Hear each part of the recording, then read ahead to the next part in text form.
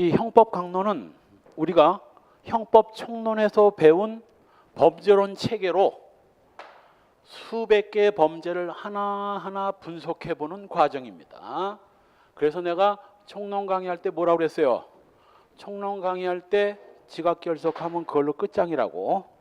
다만 우리 학원은 강의가 그대로 녹화가 되니까 강의를 못 들어도 동강으로 또 보면 되지. 그러다 보니까 해이해져. 아이 뭐 하면 동강 보면 되지 뭐. 이거 해이해지는 거거든. 동강이 없어야 이거 놓치면 끝장이다 생각하고 열심히 강의를 들을 텐데. 자, 우리 총론에서 배운 분석 방법이 뭐야? 구성요건, 위법, 책임. 구성요건의 객관적 요소로서 주체, 객체, 행위, 결과, 인과관계, 고의, 과실, 목적, 표현, 경향 등을 살펴보고 위법성 조각사유에 해당되는가 여부터 살펴보는데 이건 거의 강론에선 볼 일이 거의 없어요.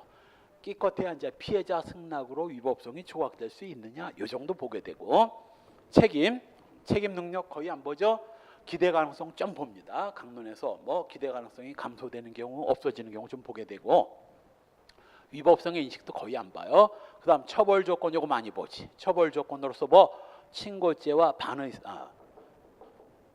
객관적 처벌 조건으로서 사전수뢰죄와 인적 처벌 조각 사유, 소추 조건으로서 친고죄와 반해사불벌죄 요 정도를 봅니다. 내가 이 범죄론 체계를 설명하면서 뭐라고 그랬어? 형법 공부를 하면서 이 범죄론 체계가 머리에서 증발하는 순간 그 순간 형법 공부는 전부 다 헛삽질이 된다 했습니다.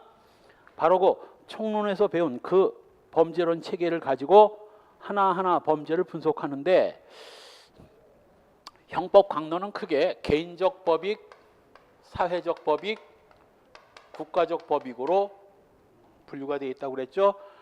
조문 순서상으로는 국가적 법익이 먼저 사회적, 개인적 법익이지만 100% 형법 책에서는 이 순서대로 설명을 합니다. 두 가지 이유 때문에 그래요. 자유민주주의 사회에서는 제국주의나 독립국가죠. 독재국가가 아닌 이상 개인이 우선이고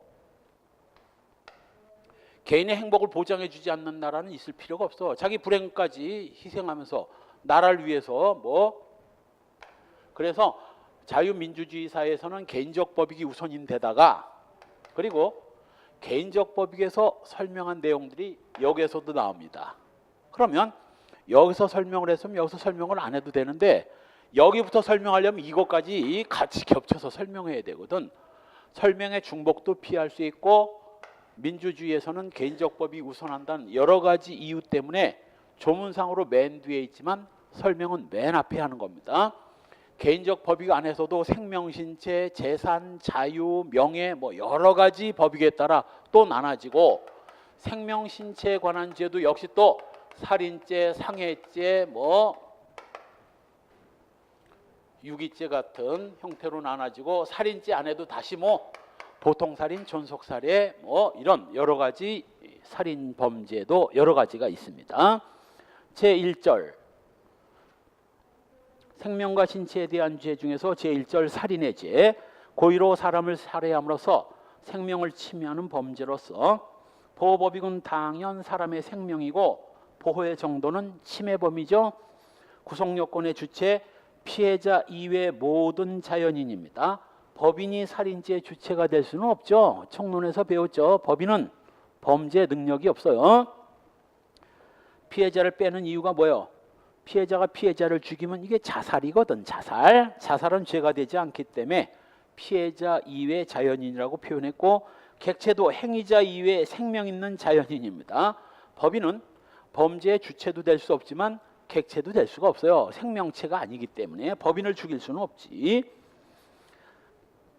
그 대신 맨 마지막 줄 생명 있는 사람인 이상 불치병의 환자건 기형하건 사형 집행의 사형수건 자살 중인 자건 생존 가망성이 없는 영아건 실정 선고를 받은 자건 다 살인죄의 객체가 될 수 있습니다.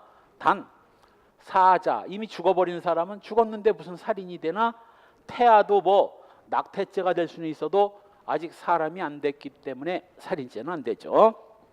문제는 살인죄는 사람을 죽이는 건데 사람은 언제부터 사람이고 언제까지 사람일 수가 있느냐 하는 문제죠. 사람 이전이 뭐였고? 태아였고, 사람 끝난 게 뭐? 사체, 시체가 되는 거지. 그럼 정확하게 사람은 언제 사람이냐? 요걸 놓고 뭐 총론에서 잠깐 설명했죠. 여기서 이제 해석이 갈라지는 거야. 여기 사람이 태어나는 시점을 자세히 스펙트럼으로 펼쳐보면 일단 진통이 시작되다가 태아의 몸의 일부가 나오기 시작하고 일부 노출, 그러다가 몸 밖으로 완전히 전부 노출돼서 마지막으로 뭐 빽하고 울기 시작하는데, 그 울기 시작하는 게 탯줄이 끊어지니까 산소가 안 들어오니까 탯줄로 산소를 공급받다가 자기 폐로 호흡을 시작하는 게 빽하고 울 때거든. 독립호흡설. 자, 이런 단계를 거쳐서 태어나는데 요 여러 가지 단계 중에서 언제를 사람의 시점으로 볼 것이냐. 형법을 제외한 모든 법에서는 다 뭐라고 그랬어요? 태어났다라는 게 뭐야? 엄마 몸 밖으로 나왔다는 거 아니냐고. 모든 법에서 전부 노출 시점을 사람으로 보는데 유독 형법에서만 뭘로? 진통이 시작되면 사람으로 봅니다. 왜 그럴까? 아무런 이유도 없이 그럴까? 두 장 넘어가면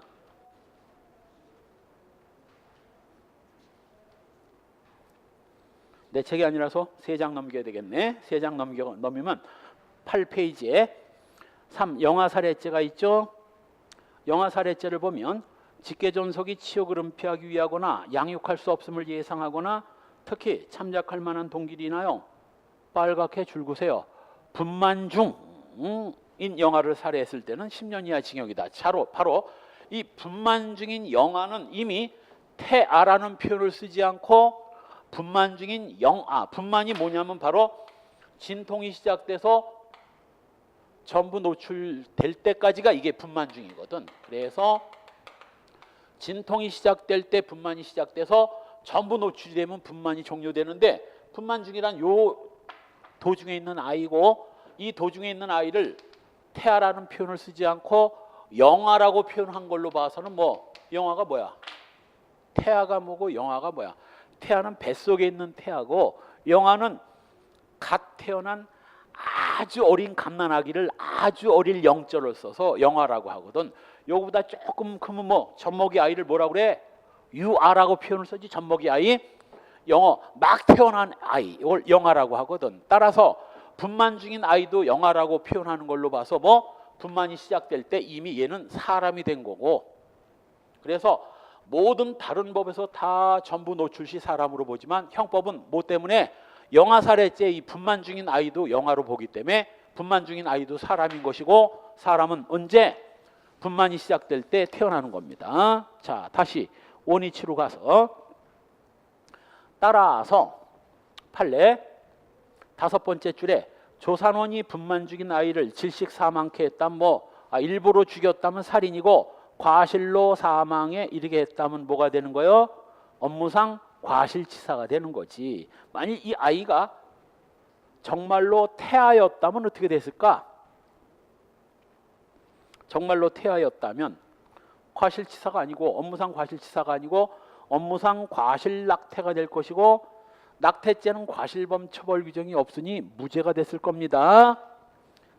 한편 바로 밑에 판례도 시험에 나왔어. 그런데 제왕절개를 하면 뭐가 없어? 물론 진통이 시작된 뒤에 자연분만을 하다 안 되니까 이제 제왕절개로 넘어갈 수는 있어요. 그러나 보통 제왕절개는 뭐 시간 잡아서 내일 수술합시다 그러면 그냥 아무렇지도 않은데 가가지고 주사 맞고 제왕절개 하는 거거든. 그러니 이건 진통 없이 그냥 수술로 아이를 끄집어내니까 얘는 언제 사람으로 봐야 될 것이냐. 여기서 뭐라고? 검사가 뭘? 제왕절개는 진통이 없으니 의학적으로 제왕절개 수술이 가능했고 규범적으로 수술이 필요했던 그 시점을 사람으로 봐야 되는 거 아니냐라고 공소를 제기했지만 우리 대법원이 뭐라고?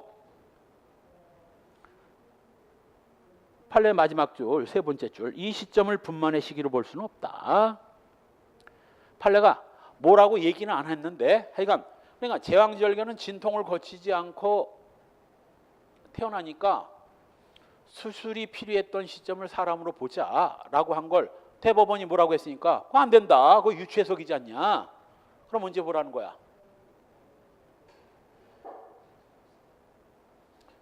진통 없이라면 확실한 게 뭐야? 일부 노출이지 뭐. 일부 노출이 시작될 쯤 사람으로 봐야지 진통도 없는 걸 수술이 필요했던 시점을 이걸 사람의 시기로 볼 수는 없고 혹시 일부 노출은 아니더라도 수술이 필요했던 시점이 아니라 수술이 시작될 때, 배를 가르기 시작할 때 뭐 요 얘기는 나올 수 있어도 수술이 필요했던 시점을 사람으로 볼 수는 없습니다. 시험에 나왔어. 뭐라고? 제왕절개는 진통이 없으니 수술이 필요했던 시점을 사람으로 봐야 된다. 이렇게 나왔죠. OX, X야. 수술이 필요했던 시점을 사람의 시기로 볼 수는 없습니다. 그렇게 되면 유추해석이 돼야 돼. 그 다음 사람의 종기. 그럼 사람은 언제 죽은 걸로 봐야 되느냐를 놓고 역시 사람이 죽는 순서를 가만히 보면 뭐 호흡이 멎고 그 다음 뭐 심장, 맥박이 멎고 맥박정지 그 다음 뭐 심장이 안 뛰니까 뇌에 신선한 피가 공급이 안 되고 신선한 피가 공급이 안 되니까 뇌가 죽기 시작합니다. 뇌사설. 자, 우리 다수설 판례는 뭐예요? 사람은 심장 박동이 멎어야 죽은 걸로 봅니다. 근데 이렇게 되면 약간 문제가 생겨. 무슨 문제가 생기느냐 하면 심장은 뛰는데 뇌가 죽은 뇌사자의 장기를 뽑아가지고 이식하면 이건 뭐가 되는 거야? 심장이 뛰고 있으니까 사람이고 살아있는 사람의 장기를 막 뽑아가지고 옮기니까 이거 살인행위가 되거든. 그래서 이 장기 이식을 합법화하기 위해서 의학계에서 사람의 사망 시기를 뇌가 사망한 시기로 하자 하는 호주의 시드니 선언이 1978년도인가에 있었어요. 그러다 우리나라에 2000년도에 소위 뭐 장기 이식 등에 관한 법률이 시행되면서 장기 이식법에 의하면 사람, 사망자 그리고 중간에 뇌사자를 넣어서 뇌사자의 장기 이식을 합법화는 했어요. 합법화는 했는데 맥박정지설 그대로라면 이건 뭐 살인행위니까 요 장기 등 이식에 관한 법률이 뇌사자의 경우 요러요러한 요건 동의를 받고 하면 이거 뭐 합법이다라고 법이 합법화했어요. 그래서 장기 이식은 일단 합법화됐지만 공식적인 사람의 사망 시기는 뇌사설이 아니라 뭐라고? 맥박정지설입니다. 심장 박동이 맥박이 멎었을 때 사망한 걸로 보는 거예요. 행위, 사람을 살해하는 것이고 살해란 고의로 사람의 생명을 뭐 자연적인 사망 시기에 앞서서 생명을 단절시키는 겁니다. 방법에는 제한이 없어. 칼로 찌르건 총으로 쏘건 독약을 먹이건 목을 조르건 상관없어요. 단, 니은 저주, 기도, 미신 같은 이런 걸 뭐라고 불렀죠? 미신범이죠. 미신범은 왜 죄가 되지 않는다고 했나 내가? 미신범은 살인이라는 구성 요건은 존재하지만 그 자가 선택한 방법이 살인 행위가 될 수가 없어요. 기도하는 행위가 무슨 살인 행위야? 그래서 요 행위성이 인정될 수 없어 살인죄 안 됩니다. 한편 보증인적 지위에 있는 자가 자기 의무를 위반하면 뭐 부작위에 의한 살인죄가 되고 리얼 강제 기망에 의해서 자살케 한 경우에는 살인죄 간접정범이 성립되고 또 위계 위력에 의한 살인죄로 처벌합니다. 미음 국가 재판을 이용해서 사형을 당하게 한 경우에는 행위자가 재판을 지배할 수는 없죠. 재판은 판사가 하는 거니까 이때는 살인죄 간접정범만 됩니다. 주관적 요건으로 당연히 고의 있어야 되고 고의라는 게 바로 자기가 사람을 죽이고 있다는 걸 인식하고 결과 발생을 인용을 하는 거죠. 이때 다음 페이지에 판례 정리. 살인죄 고의가 인정되는 경우 필살기 하나 알려줬죠. 뭐 칼이라면 종류와 상관없이 회칼, 식칼, 과도 묻지 않고 그 칼로 사람의 팔다리를 제외한 배, 옆구리, 가슴, 목 부위를 찔러서 사망에 이르게 했다면 무조건 살인의 고의 인정된다 했습니다. 그 밖에 1. 무술교관 출신이 피해제 울대, 요거 목젖 울대를 가격해서 사망에 이르게 한 거. 일반인은 잘 몰라도 적어도 뭐 무술교관 출신이면 울대가 급소고 한 방 제대로 맞으면 죽는다는 걸 잘 알고 쳤으니 요거 뭐 최소한 미필적 고의 인정되고, 두 번째가 유명한 뭐 미군 상병 메카시 살인 사건이죠. 이태원에 외박 나와가지고 접대부 여자와 자다가 불친절하다는 이유로 목을 설골이 부러지도록 졸랐다면 이건 죽으라고 졸은 거지 실수로 죽인 거 아니죠. 역시 3번도 시험에 나서 엽총 방아쇠에 손가락을 끼고 실강의를 하다가 엽총이 발사돼서 사망했다면 최소한 뭐 미필적 고의 있는 겁니다. 엽총 발사돼서 뒤져도 상관없다라는 미필적 고의는 있었던 거죠. 4번도 유명한 사건이죠. 조카를 저수지로 데리고 가가지고 하루 종일 뺑뺑이 돌려가지고 일부러 발에 힘이 빠지니까 미끄러지기 쉬운 제 방에서 저수지로 미끄러져 빠지게 만들고 빠지니까 일부러 구호하지 않아서 사망에 이른 사건, 부작위에 의한 살인죄 인정됐고, 역시 어린 9살짜리 아이 목을 감아서 실신시킨 후 떠나서 사망에 이르게 된 경우, 역시 자살을 기도한 자의 교살의 실행 행위에 가공해서 완력해서 살해의 목적을 달성한 경우, 자 조금 아까 봤듯이 살아있는 사람이라면 불구자, 뭐 정신병자, 내일 모레 죽을 사람이라 하더라도 지금 죽이면 살인이라고 그랬습니다. 이 남편이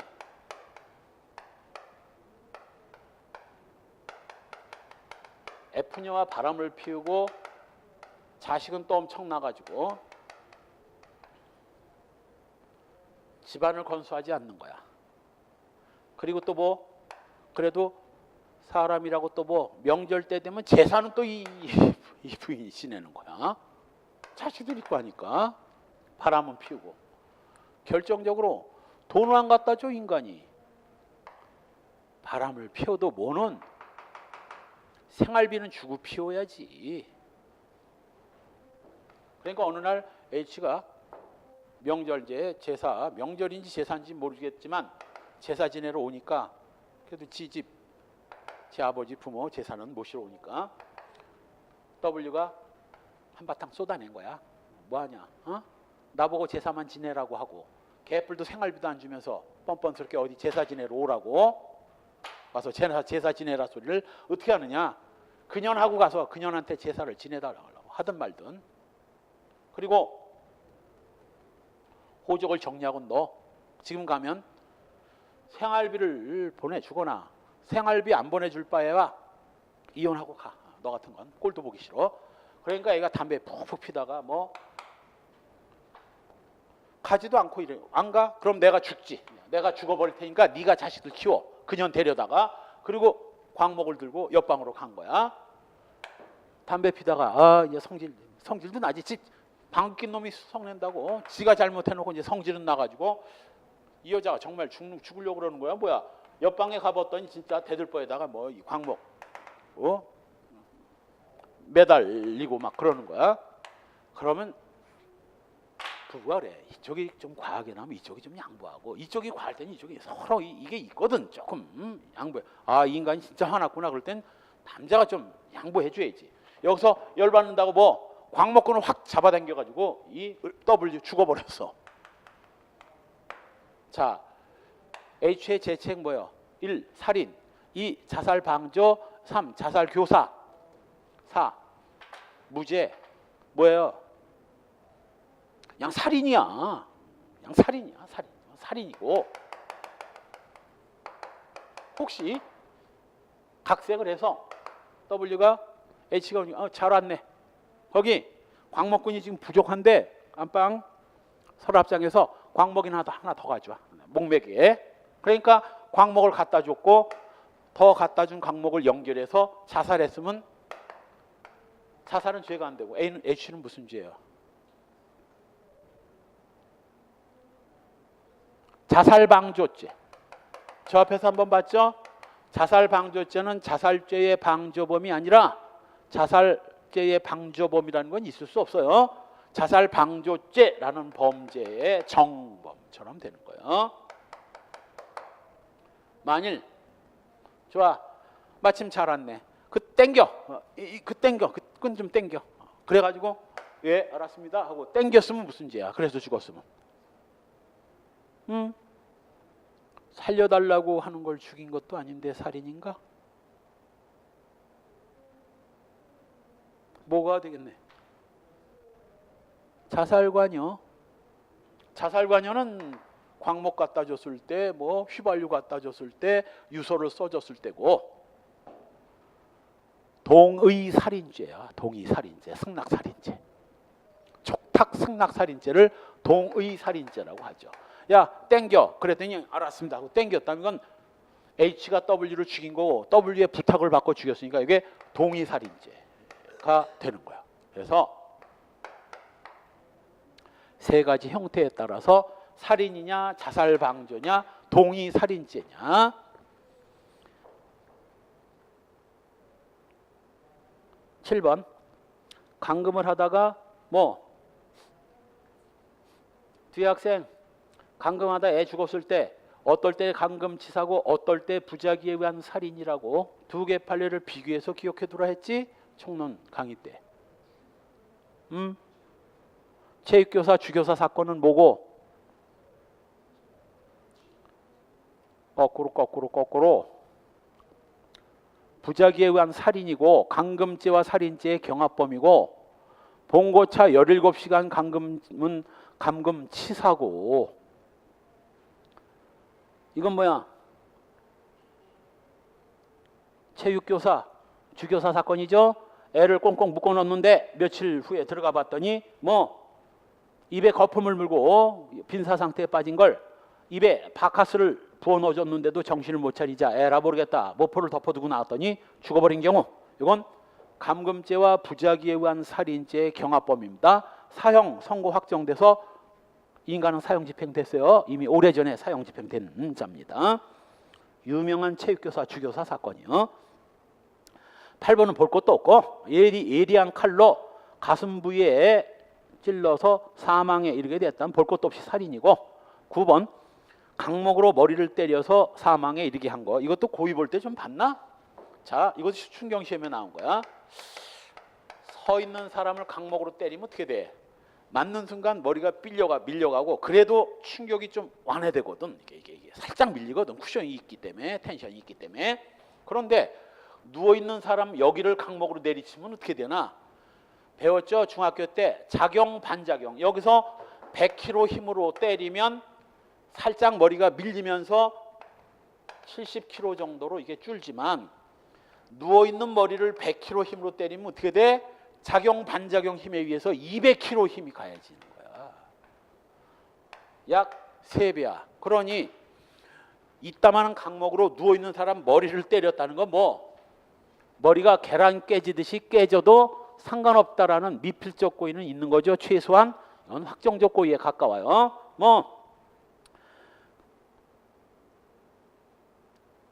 두 번째 줄 중간 더 세게 머리를 쓰러졌는 걸, 쓰러진 머리를 2번 때려 두개골 골절로 사망에 이르게 했다면 이건 살인이지, 살인. 다음 페이지 10번도 유명한 사건입니다. 인간이 앞부분을 빼먹었는데 인간 앞부분이 뭐냐면 전 재산을 주식 투자했다가 쫄딱 망했어. 그래서 어떻게든 돈을 벌어보려고 하는데 뭐 일확천금을 노리지. 방법은 뭐밖에 없어? 보험이죠. 그래서 이 피해자들이 전부 자기 자식, 조카 이런 애들 4명을 다 보험에 가입하고, 그것도 불과 몇 개월 전에 그 4명에 대한 보험에 가입하고 저수지에 차를 빠뜨려서 4명을 다 죽여버린 사건입니다.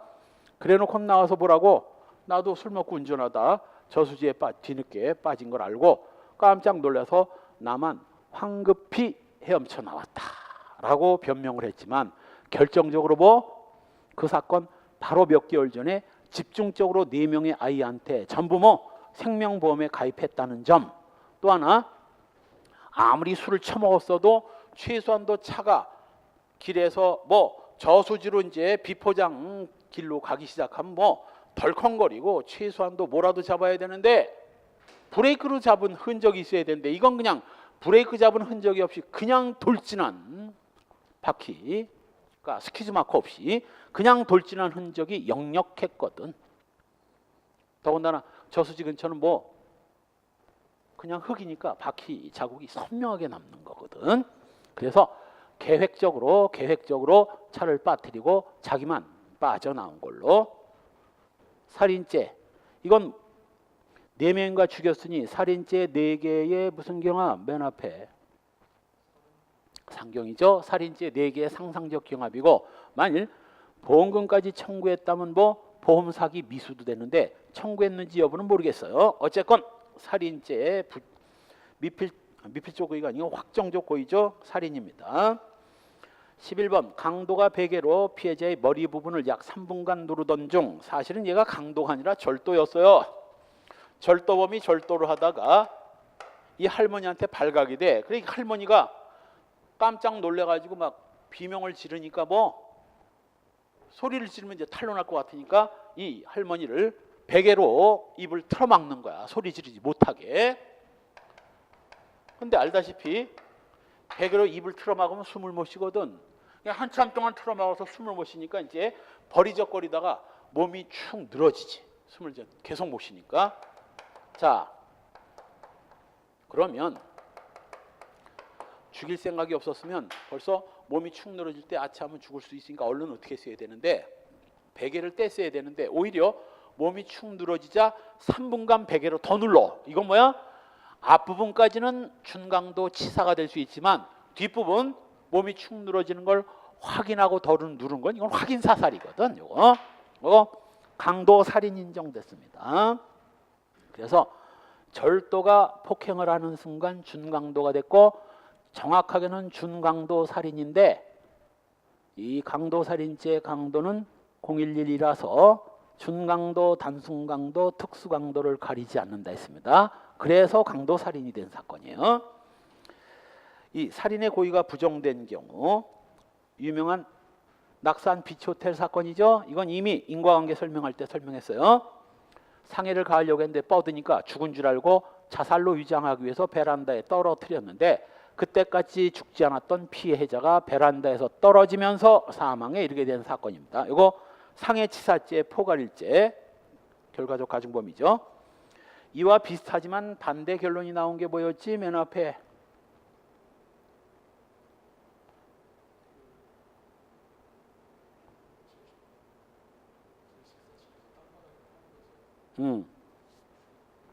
저점조 사건. 몽둥이로 머리를 때렸는데 죽은 줄 알고 산에 갖다 파묻었더니 몽둥이에 맞아 죽은 게 아니라 산속에 파묻혀서 질식 사망한 거. 이거는 상해치사가 아니라 뭐 살인이라고. 왜 이렇게 달라진 거라고? 얘는 상해 고의로, 저점조 사건에서는 살해 고의로 때렸기 때문에 살인이 된 거고, 이건 상해치사가 된 거예요. 만일 이것도 상해 고의가 아니라 살인의 고의로 일했다면 저점조과 똑같이 살인죄가 됐겠죠. 이건 상해 고의만 있었기 때문에 상해치사가 된 겁니다. 두 번째 판례도 시험에 나왔죠. 경찰관이 단속을 하려고 하니까 단속을 피하기 위해서 도주를 했는데 여기 매달려 있던 경찰관이 떨어져서 사망에 이르게 된 겨. 이건 뭐 최소한도 경찰관을 죽이고 싶었던 생각은 없었던 거지. 아니, 단속 피하려고 경찰관을 죽입니까? 도망가다 실수로 죽인 거지. 단 가끔 일어나는 뭐 음주운전자가 경찰을 매달고 도망간 건 이건 매달려 있는 걸 보고 도망갔기 때문에 이건 살인의 고의 인정돼. 위법성, 일반적 위법성 조각 사유로서 사람의 생명은 절대적이기 때문에 긴급 피난은 최소한도 뭐 보호되는 법익이 침해되는 법익보다 우월해야 되는데 생명보다 더 우월한 법익은 없기 때문에 긴급 피난으로 살인죄가 정당화될 수는 없고 정당방위는 가능하죠. 정당방위. 그래서 뭐 강간범의 혀를 자르거나 강간범을 살해하는 것도 경우에 따라 뭐 정당방위 될 수 있습니다. 안락사도 이미 설명했죠. 죽음에 임박한 불치의 환자를 육체적 고통을 덜어주기 위해서 뭐 생명을 단절시키는 건데 요건 불치의 병으로 사기가 임박했을 것, 육체적 고통이 극심할 것, 환자의 진지한 촉탁 승낙이 있었을 것, 의사가 윤리적 방법으로 시행했을 것 등의 요건을 갖추면 안락사 위법성 조각 인정합니다. 죄수 생명은 일신 전속적 법이기 때문에 피해자 수에 따라 결정됩니다. 일신 전속적 법이란 그 사람의 몸으로부터 분리를 해낼 수 없는 법이기입니다. 휴대폰 같은 경우는 팔면 남한테 넘길 수 있지만 내 생명이나 내 손가락을 누가 남한테 팔겠어. 이런 건 분리해서 내놓을 성질의 것이 아니죠. 이런 법익을 일신전속적 법익이라고 그래. 그래서 옛날에 전속 모델이라는 게 있죠. 따라서 태평양 화장품 전속 모델은 태평양 화장품 광고만 해야지 다른 광고 못 해요. 태평양 화장품도 하고 저기 무슨 아모레 화장품도 하고 이러면 같은 화장품사끼리 요거는 안 되지. 그래서 전속 모델이라는 게 있듯이 전속적 법익이라는 것도 마찬가지로 그 사람 몸으로부터 분리해낼 수 없는 걸 전속적 법익이라고 합니다. 따라서 1. 하나의 행위로 수인을 살해했다면 살인죄 수개가 성립되고 그 대신 행위가 하나니 상상적 경합. 그러나 동일한 고의하에 수은차로 한 발 한 발씩 5명을 한 발씩 쏴서 죽었다면 이건 오타 오피이기 때문에 실체적 경합이 됩니다. 판례 있어. 이게 아마 4.19 이쯤에 일어난 사건 같은데 총을 들고 자기 가족을 부인부터 한 명씩 머리에 총을 쏴가지고 다 죽였습니다. 부인 하나, 자식 넷 해서 5명을 살인죄 5개 실체적 경합이 돼요. 혹시 사람 목숨 갖고 이런 말 하면 안 되지. 법률상 어쩔 수 없으니까. 부인과 자식들 한 방에 엮었다면 어떻게 되는 거야? 한 발을 쏴서 강력한 총 한 발로 5명을 한꺼번에 죽였다면 이건 이건 상상적 경합이 되겠지만 빵빵빵빵빵 5발을 쐈다면 이건 오타오피니까 실경이 되지. 3번 살해 목적으로 동일인에게 일시 장소를 달리하고 수차에 걸쳐 예비행위를 하거나 공격을 가했으나 미수에 그치다가 드디어 목적을 달성한 경우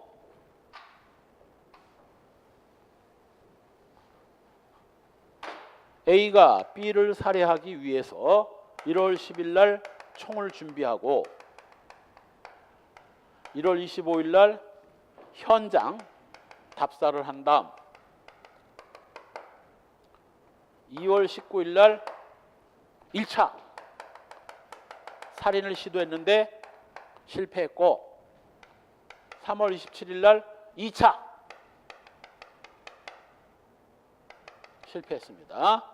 드디어 4월 17일 날 B를 죽이는데 성공을 했어요. 자, 인간의 죄의 수는 어떻게 됩니까? 살인 기수 하나야. 그 전에 저질러둔 2개의 미수나 2개의 예비는 이건 살인 기수가 성립되는 한 불가벌적 수반행위지 뭐야. 이건 별도의 살인죄가 안 됩니다. 예비죄도 안 되고. 그런데 A가 B녀를 강간을 하기 위해서 1월 10일 날 끈 같은 것들을 준비하고 25일 날 B녀를 강간하기 적당한 현장 답사를 하고 그리고 2월 19일 날 1차 강간을 시도하다가 실패를 했고 3월 27일 날 2차 강간에 성공했습니다. 이자의 죄책은 어떻게 될까?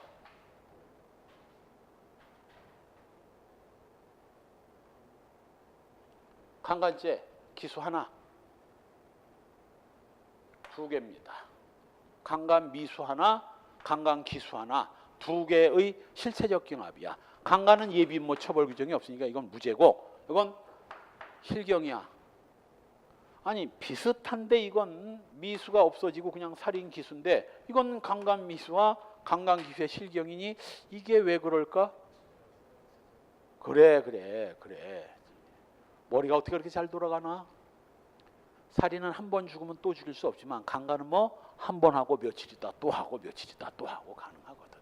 지금 이 미투 운동에서 그 피해자들이 대부분 한 번 당하고 끝이 아니라 계속 요구하고 하니까 계속 당할 수밖에 없었던 거지. 그래서 강간이라는 성적 자유는 한 번 침해되고 또 침해되고 또 침해될 수 있기 때문에 이건 뭐 두 개, 강간미수와 강간기수의 실체적 경합이 된 겁니다. 한편 살인행위에 수반된 재물손괴나 상해는 뭐 살인죄 흡수되고요.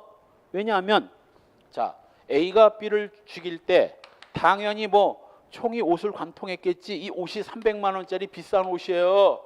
그런데 총알이 관통하고 피가 흘러가지고 옷도 찢어지고 시뻘건 피가 다 묻어가지고 옷이 엉망진창이 된 거지. 이게 바로 뭐요?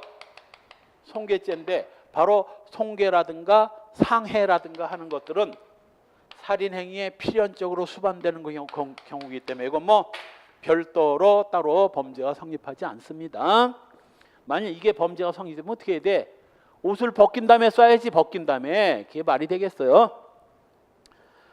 5. 기본 나가리입니다. 사람을 죽인 뒤 그냥 도망갔으면 살인죄만 되지만 사람을 죽인 뒤 죽은 시체를 갖다가 뭐 다른 장소로 옮겨서 파묻거나 유기했을 때는 살인죄 외에 별도로 뭐 사체 유기죄가 성립됩니다. 사체 유기죄는 생명이 보호법익이 아니라 뭐 죽은 자에 대한 사회적 공경심, 요게 보호법익이기 때문에 보호법익을 달리하는 거예요. 이거는 살인죄와 사체 유기죄 실체적 경합이 되는 거예요. 따라서 A가 B를 죽이고 사체 유기죄로 처벌받기 싫으면 어떻게 하는 게 현명할까? 죽인 다음 갖다 버릴 게 아니라 갖다 버릴 장소까지 끌고 간 다음에 죽여버리면 그냥 살인죄 하나만 되는 거지. 시험에 나왔어. 단 자기 부모를 그러면 그때는 존속살해죄와 사체유기죄 됩니다. 왜? 남의 시체는 관리 의무가 없지만 자기 부모 사체는 자식이 장례 제사를 드려야 할 의무가 있거든. 부작위에 의한 사체유기가 성립될 수 있어요. 그 다음 존속살해죄, 자기나 배우자의 직계 존속을 살해하는 범죄입니다. 이건 우리 다음 시간에 볼까요? 예, 좀비속 법률관계 설명하려면 꽤 또 설명을 해야 되니까 다음 시간에 보기로 합시다.